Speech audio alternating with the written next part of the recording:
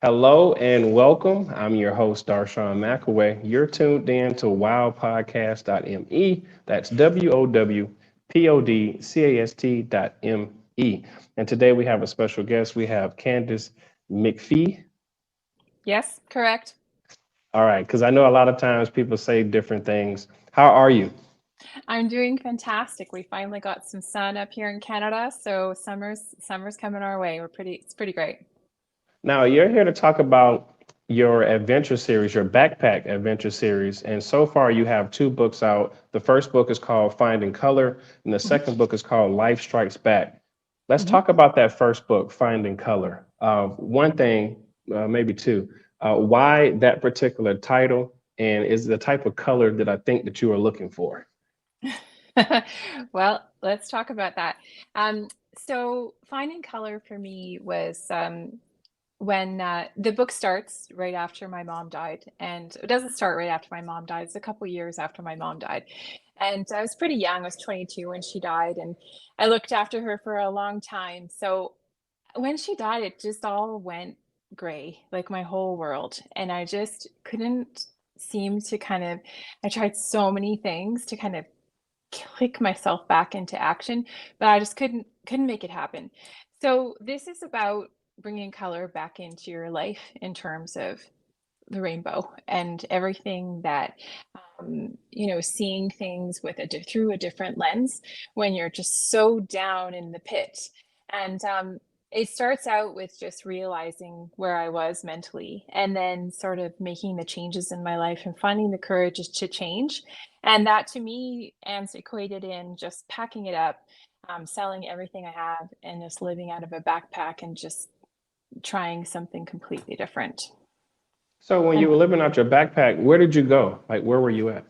yeah, so I left Canada and I went to Greece first of all, and just on a vacation, sort of dip my toe in the water, and I met someone who kind of inspired me and said, if you really want to do it, make the change. Like, you know, take that step, do something different. You're in charge of your life, and I hadn't been in charge of my life for such a long time because I was looking after everyone else.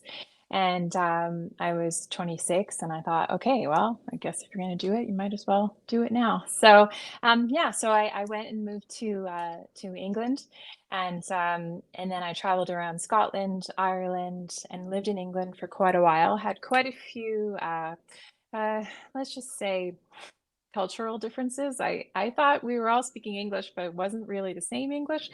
So a lot of foibles there, and then really got on the road. And then the book finishes going to Russia, and it finishes in Russia before the rest of the trip. Okay, That's book now, one. okay, book one. So, Mhm, Life mhm. Strikes Back. What is Life Strikes Back? So Life Strikes Back is a little bit of a different feel. Life Strikes Back is Finding Color was really about, taking that first step, making the change, and realizing that you're in charge of your own happiness. That's what Finding Color is about, and just about digging out and digging yourself out of a place that is not easy to do. It starts, and then Life Strikes Back is really when on the road, traveling hardcore. It starts on a train, a border crossing from Russia to Estonia, and then it travels through the Baltics, through Poland, through Czech Republic, Croatia, Hungary, and then back to the Czech Republic. And Life Strikes Back is kind of like not a big leap. The Empire Strikes Back, in terms of what I inspired about that movie, was the fact that you know how it was so dark. Like when Han Solo died, I cried like a baby. It was awful. And I just what I liked so much about that movie was the toggle between the humor and the camaraderie of the friendship of the characters, and then sort of the tragedy of the story, and where they were. And that's really what Life Strikes Back is about. It's about traveling as a woman on the road. It's not easy. There's a lot of harassment. There's a sexual assault. There's just getting through the day in terms of getting from one place to another. And it's a lot about friendship and about the people that you meet along the way, and finding those friendships to really help you heal and grow and just get through it. I thought that life on the road was going to be rosy and it was going to answer all my questions, and I was going to be just a new sort of person. But there's a lot of growth that happens, and there's a lot of funny experiences. So really, this book kind of goes up and down in terms of, you get the funny stories and the crazy things that happen, but also the real deal about what it's like to live on the road and to really experience those day in day outs in the 90s as well, before we had our cell phones to answer all our questions. Right, right. So what's your favorite place that you've been to? I absolutely loved Croatia. Croatia, Okay. to me, anytime I talk to anybody, and it's funny because I went there before Game of Thrones, so I didn't realize I was walking Cersei's shame trail when I was doing it in Dubrovnik. But yeah, it's beautiful. There is just blue. If you like beaches and blue water, and you can just swim pretty much anywhere, just dive in and go for a swim. It's beautiful. Are, are you a pretty good swimmer, or you just I'm like to dip your decent. toe? No, I'm a decent swimmer. Decent swimmer, yeah. But pool swimmer. I know I'm not so good at oceans, but oceans Okay. and lakes are better for me. But yeah. Right. Any languages that you picked up along the way? I made an effort to learn thank you at least in every language. I There was sometimes where there was phonetical words in the back of the tour books that you could try to pronounce, but my pronunciation was so bad I would never get it right. So definitely thank you, and then obviously I did learn some interesting words along the way from locals who would teach you a number of interesting words if you got so lucky. Now, you mentioned a few bumps down the road of sexual assault. What was Mhm. the most dangerous encounter that you had, or the dangerous place as well? Yeah, I was in Lithuania, and it was the weirdest thing. I think the thing for me was that it's when you don't expect it. It was the middle of the day. It was in a bus station, and it was actually the bus the ticket attendant. So yeah, I just kind of got cornered in a pretty bad way, and I was lucky that it was in daylight. It wasn't great. It could have been 20 million times worse. But yeah, so I think for me it was the shakedown from the perspective of you think everything's good, right? You're like, okay, it's the middle of the day. It's like loads of people in this bus station. This is not the place I'm worried about.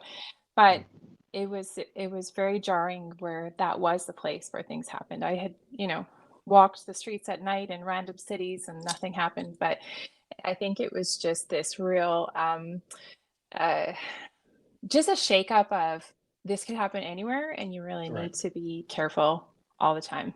So, Well, in completing your series, towards the end of your books, is there like a prime message that you're telling the reader? yeah, for me overall, it's about I always thought, I thought there was a formula to life. I thought, you go to school and then you get your job and then you have your family and then move along. And I didn't want to live like that. That formula didn't work for me. It didn't make sense. It didn't fit with where my life was. And for me, it's about if you have something you want to do, if you can do it. Like I didn't have a lot of money. I didn't have a lot of things. I did it, tenacity. I went out there, I worked random jobs, I did random things to pay for this. And I had a bit of money to start, but not loads. So I just, to me, I wanted to say if someone's in a place where you're inside and it doesn't work for you, I just hope that there's a little bit of inspiration here that you can live differently and you can do what you want, and you can Right. have fun doing it. And it's not always easy, and it doesn't always look pretty. And there's a lot of feelings and a lot of emotions that happen, but I just want people to be able to take this up, and even if it doesn't get you there, then have fun. It's cringy, it's funny, there's a lot of crazy people, and it's just a nice adventure to enjoy. Yeah. Would you do it again? I kind of did it last summer with my kids, but I Okay. didn't do it with the backpack. I did it with suitcases and a car. And we went to Australia. We had saved all during COVID because we couldn't take a holiday. So I'm like, okay, this is it. This is our big moment. So we had a great time. The kids and we went around and did loads of cool stuff. And I think one, I have three kids. One wants to do it again. Two were like, okay, I'm good. So I don't think Yeah, it's for everybody, but yeah, I would definitely do it again. It was fun. It was a time of gotcha. a lifetime, and just the people that you meet, and the way your life changes. So I just hope that people enjoy the trip. Well, so aside from the books, what's your next journey? My next journey, well, my first journey was quitting. I did, after I had done this wonderful adventure, I went and did the corporate thing and had the family. And then I switched again. I said, okay, I'm not living the life I want to live. I was working too many hours. I had other people raising my kids. I'm like this, I didn't have kids for other people to raise them. So I quit and started to learn how to write. Now, that was in itself a whole journey that I thought, oh, this is going to be good. And I really was terrible at it to start. And it took me, I spent, I think the first book, 3 years kind of figuring Mm, out how to do it. I just thought I knew how, which is dangerous, and I didn't. So for me, it's about like, I didn't want to start. I've been waiting, sitting on a story for so long. I didn't want to put up something that I would be later going, oh, that I could have done a little better on that. So, my journey really started with learning how to do this, writing these books. So I've got three more to go in the series.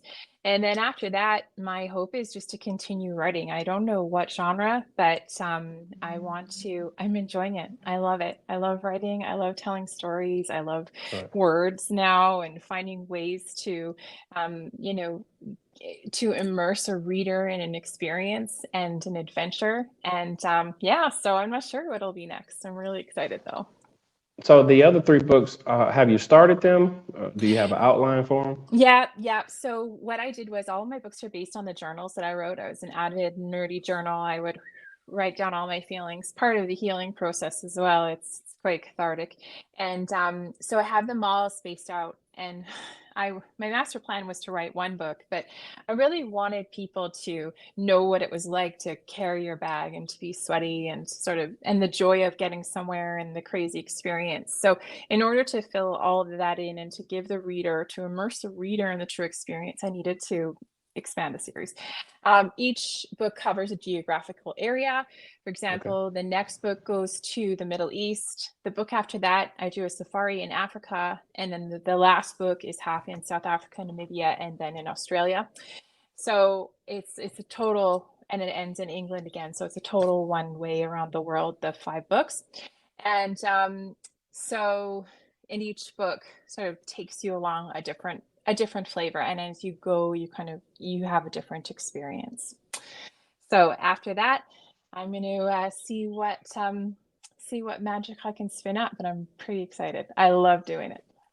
Right. So do you get an opportunity to do any of the social media, like the TikTok dances and all that type of stuff? So, not a dancer, but what I did do last summer while I was, you don't want to see, that's not really something anybody needs to see.